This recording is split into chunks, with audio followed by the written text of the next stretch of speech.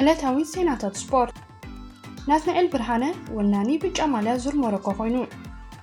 ኤርትራን ተቀዳደምታን ንመሳልል ዩሲአይ አፍሪካ ተቆጻጽሮሞ ከዋክብቲ ተቀዳደምቲ ናብ አስመራ ብምቕናዕ ንሻምፒዮን ኤርትራ ይዳለውለው ሊሊ ዮሐንስ ሓድሽ ታሪክ ብምስናድ ደሚኣ አሰልጣኒ አርሰናል አርቴታ ኣብ ዝመጽእ ዓመት ብፍሉይ ከም ዝቐርቡ ሓቢሩ ሰላም ከመይ ትውዕሉ ክቡራት ተኸታተልትና ከመይ ቀኒኹም ንሎሙን ስሩዕ ዜናታት ስፖርት ሃገርናን ዓለምን ሒዝናልኩም መጺና ኣለና ክሳብ መወዳእታ ሳብስክራይብ ላይክ ብምግባር ተኸታተሉ ሰናይ ምክትታል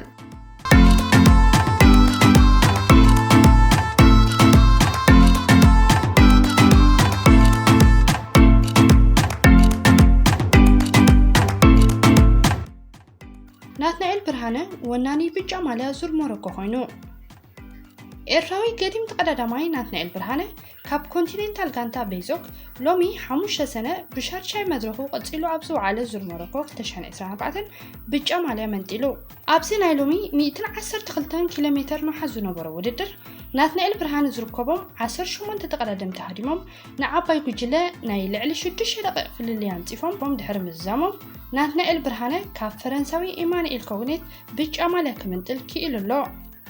ናትናኤል ብርሃነ ኣብዛ መድረኽ መበል 13 ደረጃ ብምሓዝ ይዛዚሙ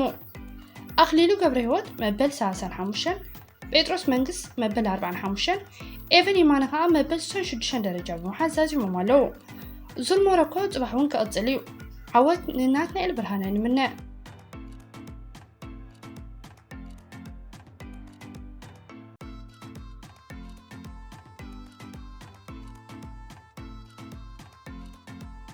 ኤርትራን ተቀዳደምታን ንመሳልል ዩሲአይ አፍሪካ ተቆጻጽሮሞ ዩሲአይ ከምቲ ኩሉ ግዜ ሰሙናዊ አፕዴት ዝገብሮ ነጥቢ ናይ ተቀዳደምትን ሃገራውን ጋንታታትን ክለባትን ሎሚ 4 ሰነውን ይሕድሱ ይርከብ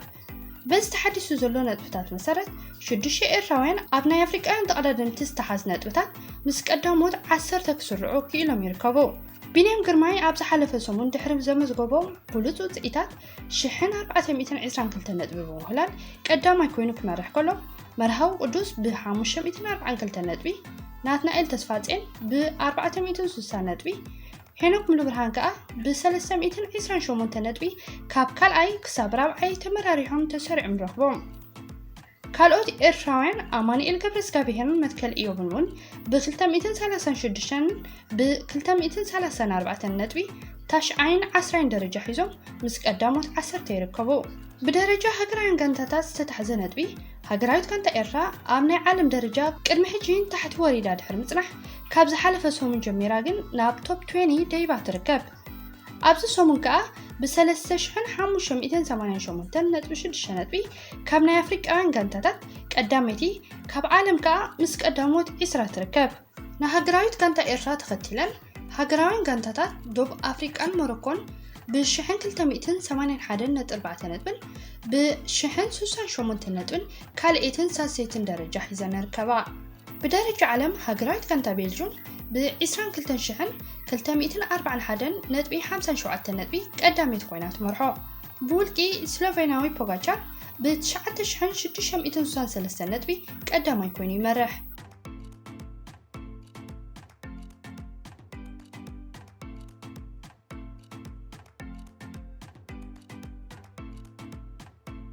ከዋክብቲ ተቀዳደምቲ ናብ አስመራ ብምቕናዕ ንቻምፒዮን ኤርትራ ይዳለው ኣብ ኤርትራ ካብ ዝካየዱ ውድድራት ብሽክሌታ ዝዓበየን ኩሎም ናይ ውሽጥን ፕሮፌሽናል ተቀዳደምትን ብሓባር ዝሳተፉ ሻምፒዮን ቅድም ብሽክሌታ ኤርትራ ካብ 13 ክሳብ 15 ሰነ 2024 ክካየድ እዩ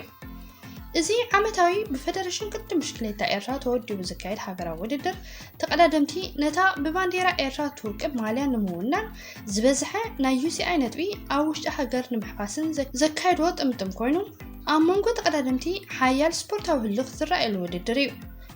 ኣብዚ ናይዚ ዓመት ውድድር ተቀዳደምቲ ናይ ጁኒየር ትሕቲ 23 ዓመትን ኤሊትን ብክልቲኡ ጾታ ናይ ውልቅን ናይ ግዜ ውድድራትን ክሮኖሜትር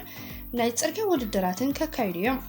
بمسارات تحبير زولو مدابات أبناء مجمرة معلتي 13 سنة تقدمتي ناي ولكي ناي جزء وددر زكايدولو كوينو على 15 سنة ها اتيك أندن بوزو حزبي بهانك أتحد صبيو ناي تسرقة وددر كسلاسليو أبز حلفة عمد أبناء إليت نايز أرجع وددر عود أمان كاب جانتا دندن نبيدروس منقصة هاتيلوك عود كله دحيرا كاب سمت أتوجلها هينكم لبرهان سالسة درجة حيزو أبوديم زازيمو كم سنة بري ذكر بز مسألة كلهم أبتكز وددرو حيالة تقلدمتي نابس مراء نعملو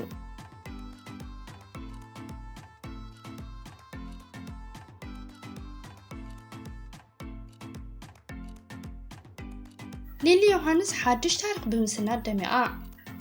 إيرفراوت أمريكاويت ولدو تتقاوتيت كعسو أغري ليلي يوهانس أب 16 عمد أدميقا أب لعليدو بكوريا أب زكايدوتو تقوتا شرطو بمسكاب نهاجرايت كانت أمريكا عوتا قوانات إفا أب تارك كعسو أغري هاجرايت كانت أمريكا ديك أنسيو سالسيتي زنا أسد أمسقابي شرطو بمخاندما تارك سريحا إذا حابن هاجرنا زخونت ولدو بلقسد تتقاوتيت كلاب أياكس ليلي يوهانس 18 دقائق قريب بمصوات بولوت منقساقسات كتقبر بمخاله وشتاو عقمان بسلتا نارئه ابتيت مالي استقايده محزنتاو قدتم هاجراويت كانتا امريكا نمزناها هاجراويت كانتا دبر كوريا سلسته ببادو سعراتا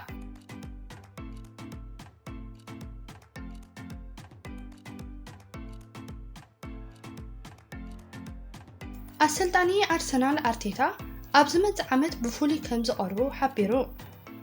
ناي سمين لندن كلب أرسنال السلطاني ميكيل أرتيتا قانتو أبزمت عمت سبورت وندخونه مس مانشستر سيتي نتسنحا ناي وددر منفس بزحية لملكعو كتقصلو محانا قليتو ميكيل أرتيتا أم مجلسيو أودو ساعات وانش أب مخسرنا بركز تسفا زقرط على كندخونه قدلتنا أريمنا زمت عمت بلسنا نخنركب زلنا كله كم نهب كرقاقز لكم يفوتو سيتي كم كلب عاوز قبقى قانتا بزقبقى هانيتا وانش أسلزل عدد أبقزيو نقريلا مسكولو مسارحتو ناي انقو حقوسوكم الأختي سديد اللومي زبلت أسلطاني إذا مالت قن مانشستر سيتي نمعقات نزجامرنا يقعزو كنقارزو مالت كم زيكونه كابقوم بكل ملكعي قانتانا زحاشت وينا كساع نرخبا ندخم قولنا أحيلنا من قدنا خنقصلنا كبل زهربو قدام ديمو زو خبركم تغتاتلتنا نايلوم زينانا نزي مسل أبسقط المدبنا يرخبنا سسنايو